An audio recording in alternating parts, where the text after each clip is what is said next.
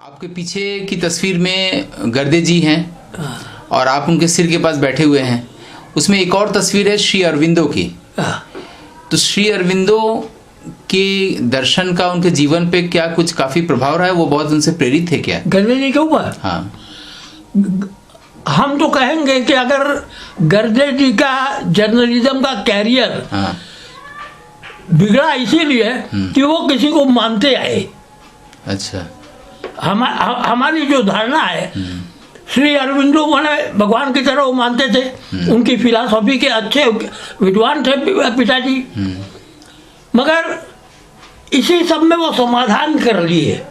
पुराने संतों मैंने हनुमान प्रसाद पोद्दार का साथ हुआ तो वहाँ भी भक्ति मार्ग वही उनको उनके संस्कारों को बढ़ाता गया और वो इधर से हटते गए। हमारे देश में नुकसान हुआ बहुत, क्यों? He was equivalent to Paradkar.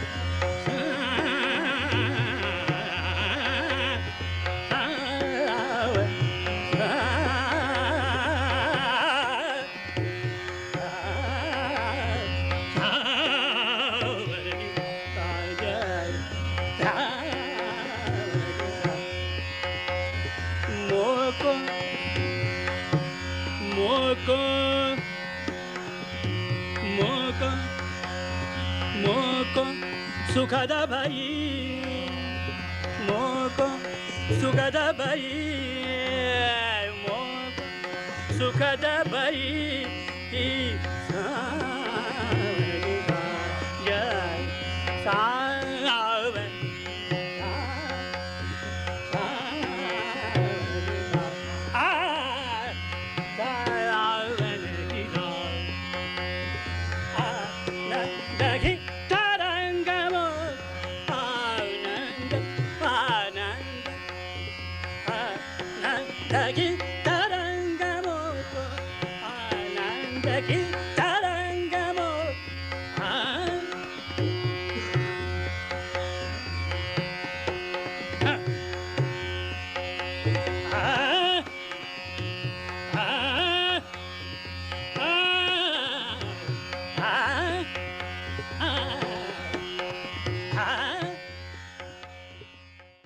पत्रकारिता के घर में आप रही हैं और विवाह से पहले भी पत्रकारिता के घर में रही हैं और विवाह के बाद भी। तो आपको अपना पूरा जीवन आपने भी एक तरीके से पत्रकारिता को ही दिया ना, घर के रूप में। तो कैसा आप बचपन से देखती आई हैं अपने घर परिवार, माता पिता और उन लोगों को, फिर उसके बाद ससुराल को, तो कैसा लगता है आपको कि किसी और तरह के घर में जहाँ ये सब नहीं होता वो ठीक होता है, या इस तरह का आपको परिवार मिला, या इस तरह का ससुराल मिला? नहीं, जो परिवार मुझे मिला जन्म के बाद और जो परिवार ससुराल में मिला उसको मैं बहुत अच्छा मानती हूँ, क्योंकि उम्र के 5 साल से मैं पेपर पढ़ती थी और आज भी मैं उसमें रुचि रखती हूँ। सवेरे मैं चाय के बाद पेपर जरूर पढ़ती हूँ। यदि उसमें किसी भी कारण से न हो सका, कुछ विघ्न आया, तो शाम तक तो जरूर ही पढ़ लेती हूँ। उसमें मेरी रुचि है। अच्छा, तो ये रुचि क्या संस्कार में मिला आपको? हाँ, रुचि का संस्कार क्यों मिला कि जैसे पराड़कर जी मेरे ताऊ जी थे और घर में पेपर 2 आते थे उस समय। तो मेरे पिता, मेरे भाई भी पत्रकार थे, जो एक नवभारत टाइम्स में थे और सबसे बड़े भाई पहले आज में थे, उसके बाद वो पटना में आर्यावर्त में थे, लेकिन फिर वो सरकारी गवर्नमेंट सर्विस में चले गए, वित्त मंत्रालय में वित्त ऑफिसर थे। लेकिन दूसरे भाई मेरे नवभारत टाइम्स में सब एडिटर थे, मंगल माधव पराड़कर। तो इन लोगों से मुझे पत्रकारिता के बारे में ही पता चलता था और घर में बड़े बड़े पत्रकार आते थे, जैसे कमदापति त्रिपाठी जी मेरे घर में आते थे, माखनलाल चतुर्वेदी पराड़कर जी के घर में आए, उसके बाद श्री प्रकाश जी आए। और जब एक समय था कि पराड़कर जी अपने वो स्वास्थ्य लाभ के लिए सेवा उपवन में रहते थे। सेवा उपवन में मैं, मेरी माँ और मेरे पिताजी उनके साथ थे। तो कोठी के बाहर 2 कमरे थे, ऊपर सत्येंद्र कुमार जी के पिताजी रहते थे और नीचे पराड़कर जी रहते थे। उस समय श्री प्रकाश जी हाई कमिश्नर थे, वो पराड़कर जी से मिलने आए थे, उनके साथ उनके अंगरक्षक भी थे। तो मैं छोटी थी उस समय। उनको नाश्ता जो बनाया गया था वो मेरी माँ ने बनाया था और अंगरक्षकों ने जब उसको खाया तभी वो श्री प्रकाश जी ने उसका स्वाद लिया। और श्री प्रकाश जी भी मेरे पिताजी को छोटे पंडित जी और पराड़कर जी को बड़े पंडित जी कहते थे, क्योंकि मेरे पिताजी ज्ञान मंडल में मुद्रक और प्रकाशक बहुत सी किताबें हैं, उनके पीछे उनका नाम है माधव विष्णु पराड़कर। ये आपके कौन थे? माधव विष्णु पराड़कर ये मेरे पिता थे। और ये बाबूराव विष्णु पराड़कर मेरे ताऊ जी थे। अच्छा। बाबूराव विष्णु पराड़कर ये 5 भाई थे। अच्छा। उनका पहला नाम था सदाशिव। अच्छा। बाबूराव विष्णु पराड़कर का। तो हम लोग में, लेकिन वो नाम प्रसिद्ध नहीं हुआ। नहीं, हम लोग में महाराष्ट्रियों में बड़े लड़के का नाम नहीं लिया जाता, इसलिए उनको बाबू बाबू पुकारते थे। जो बाबू कौन पुकारता था? उनके मामा सखाराम, मेरे सास के पिताजी, जो जिनको वो मामा कहते रहे, वो उनको बाबू पुकारते थे। और बाबू करते करते ही वो बाबूराव हो गए और उनको कभी उनके असली नाम को बहुत लोग जानते तक नहीं। और उनके छोटे भाई मेरे पिताजी थे, माधव विष्णु पराड़कर। महाराष्ट्रियों में पद्धति है कि पिता का नाम अपने नाम के आगे लगाना, इसलिए विष्णु शास्त्री जो थे वो मेरे दादाजी थे और पराड़कर जी थे वो मेरे ताऊ जी थे। उनसे मेरे पिताजी से छोटे 3 भाई और थे, जो एक गंगा में डूब गए 13 साल की अवस्था में, एक मेंटली डिस्टर्ब थे तो वो अलग ही रहते थे, और एक और छोटे ही उम्र में 14-15 साल के बाद में उनकी मृत्यु हो गई। तो यही 2 भाई आखिर दम तक रहे। और पराड़कर जी के सामने ही मेरे पिता का देहांत हो गया। अच्छा। तो वो और भाइयों में बहुत प्रेम था। श्री नारायण चतुर्वेदी ने पिताजी के गुजरने के बाद सरस्वती में लिखा था। अच्छा। कि गर्जे जी पराड़कर जी से किसी तरह कम नहीं थे, लेकिन उनको कोई शिव प्रसाद नहीं मिला। अच्छा। तो सभी लोग जानते थे कि इनमें किसी चीज़ की कमी नहीं है, मगर इन्होंने कोई अगर अब आप आए और आप अपने बारे में खूब बोलने लगे तो उसमें से अपने लायक क्या है वो चुन लेते थे, आपको बड़ा ही मान लेंगे वो। और कभी उन्होंने अपना प्रभाव दूसरों के ऊपर नहीं छोड़ा। यानी श्री अरविंदो का उनके जीवन पर काफी प्रभाव था और वो भी काफी प्रेरित थे उनसे। 3 बार गए उनसे मिलने। अच्छा, पौंडीचेरी। और जो डेट नहीं होती 15 अगस्त को दर्शन देते थे। हाँ। लेकिन इसके पहले या इसके बाद वो गए थे, इनकी स्लिप गई तो उन्होंने परमिशन दे दिया। उनके काम का ट्रांसलेशन वगैरह इन्होंने किया है। पराड़कर जी ने की 3 शादियाँ हुई। अच्छा। पहली शादी हुई राजमंदिर में, जड़े खानदान था जी, भाऊ शास्त्री जड़े, उनकी लड़की से हुई। वो थोड़ी एक लड़की को जन्म देकर उनकी मृत्यु हो गई।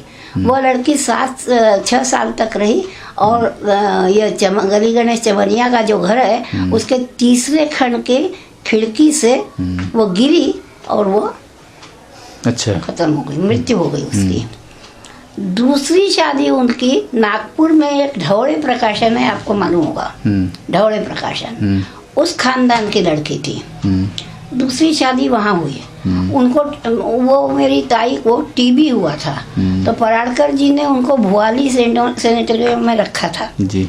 उनके सेवा के लिए उनकी भाभी रहती थी और इधर से मेरे पिताजी रहते थे और पराड़कर जी अपने काम पर रहते रहे। तीसरी शादी उन्होंने विधवा विवाह किया।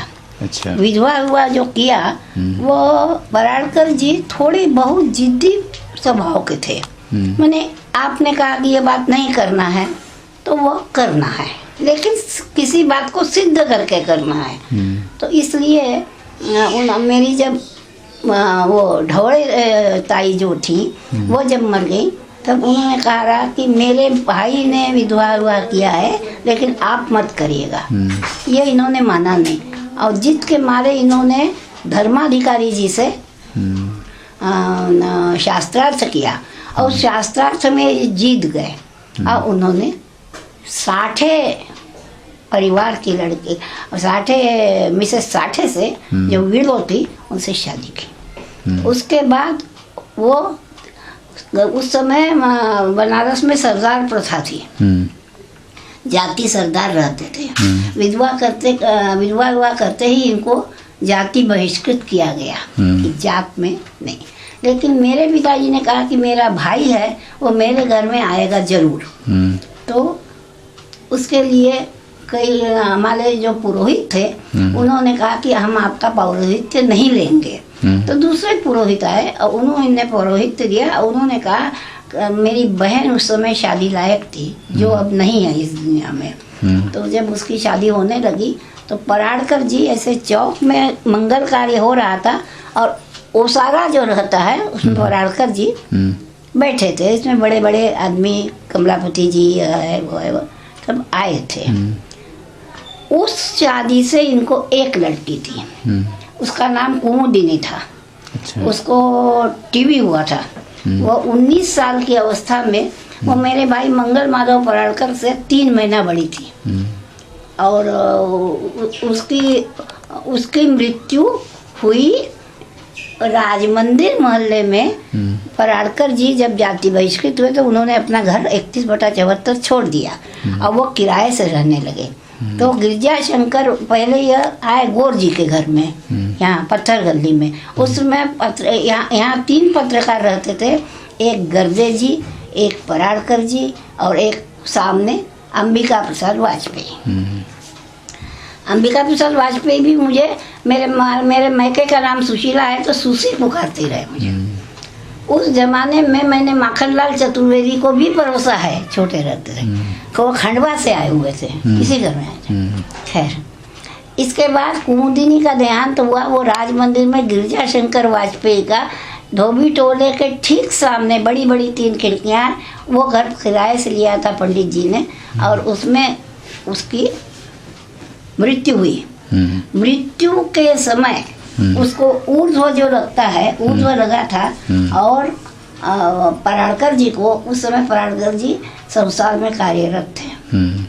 तो उनके सिरहाने कुर्सी लेकर वो अग्रलेख लिख रहे थे और इधर लड़की मृत्यु की राह देख रही थी। ऐसे कुर्सी वो ऐसे स्लिप जो रहती है सफेद कागज की उसमें लिखते रहे, और वो या तो निर से या तो पेंसिल से अगर लिखते थे।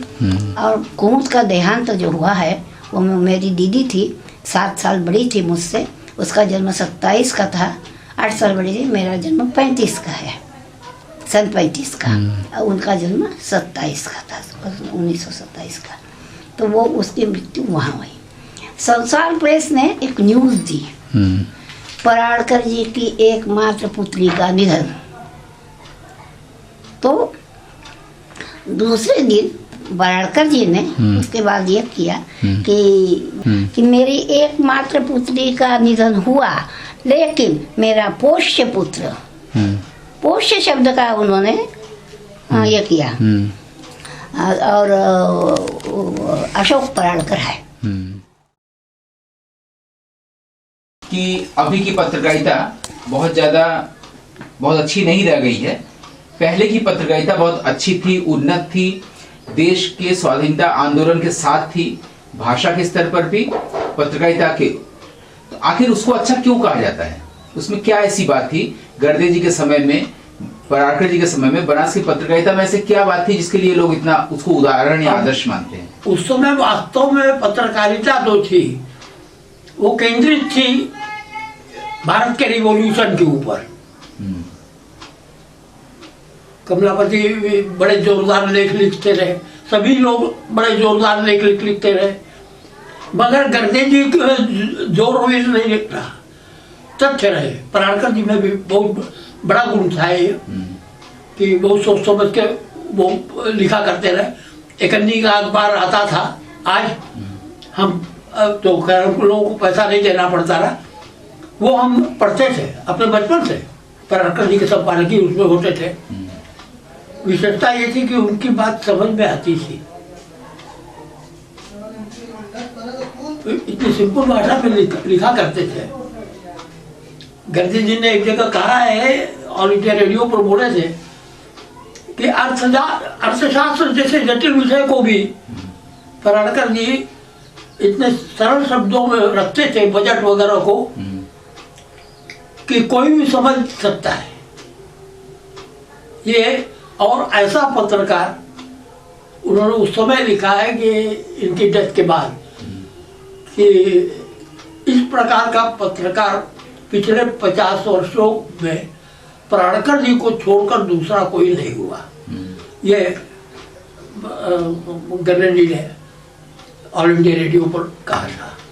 स्वाधीनता आंदोलन का प्रभाव हो या सब लोग एकजुट रहे, आदमी की तरह रहा, और स्वतंत्रता प्राप्ति के बाद ये भारतवासी पागल हो गए।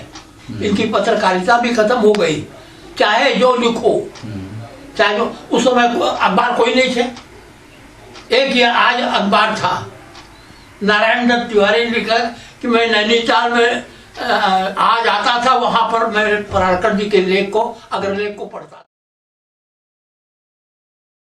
और इनको जितना मालूम है उनका अपने दादाजी के बारे में, उतना उनके पिताजी को अपने पिताजी के बारे में नहीं मालूम है। ये खोज के पढ़ते हैं। ये 2 रुपये का दाना खा के नागरिक प्रजानी में बैठते रहे। हाँ, इनको बहुत शौक है, और मुझे बड़ा संतोष है कि इस लाइन में ये गए, क्योंकि मेरे 4 दामाद धनपति हैं। हमने परसों इनसे कहा भी कि दामाद 4 लड़कियां सुखी हैं, लेकिन मुझे कभी कभी लगता है कि इन लोगों को कोई पढ़ने लिखने की रुचि नहीं है, बल्कि बेटियों में है। जैसे छाया उदाहरण।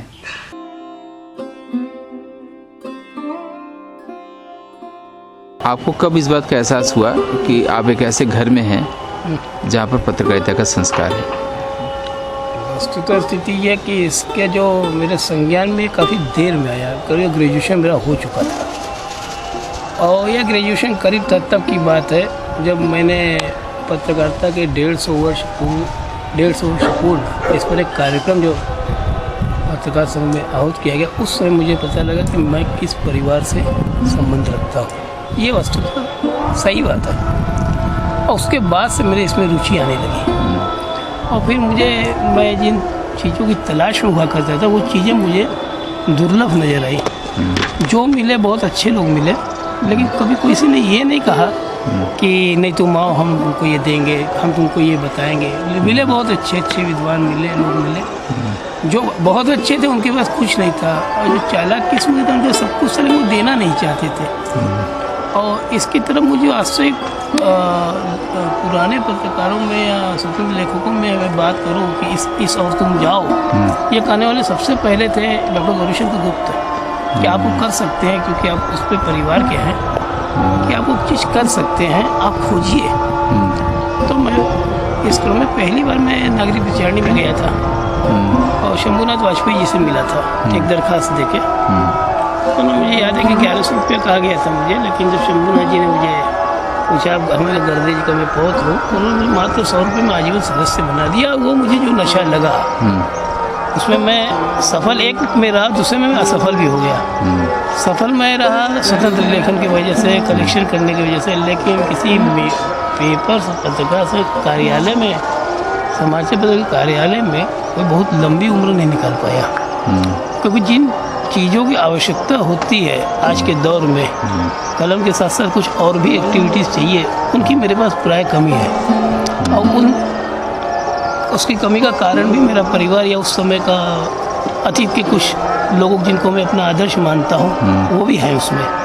क्योंकि आज जिस चीज़ की ज़रूरत है, हाँ में हाँ मिलाना और अवसर की तलाश में रहना, काम हो जाने के बाद मुँह घुमा देना, ऐसी प्रवृत्ति वालों से मैं दूर रहना चाहता हूँ। और ऐसी प्रवृत्ति के लगभग 90% लोग इस समय इन कार्यालयों में हमको नज़र आते हैं।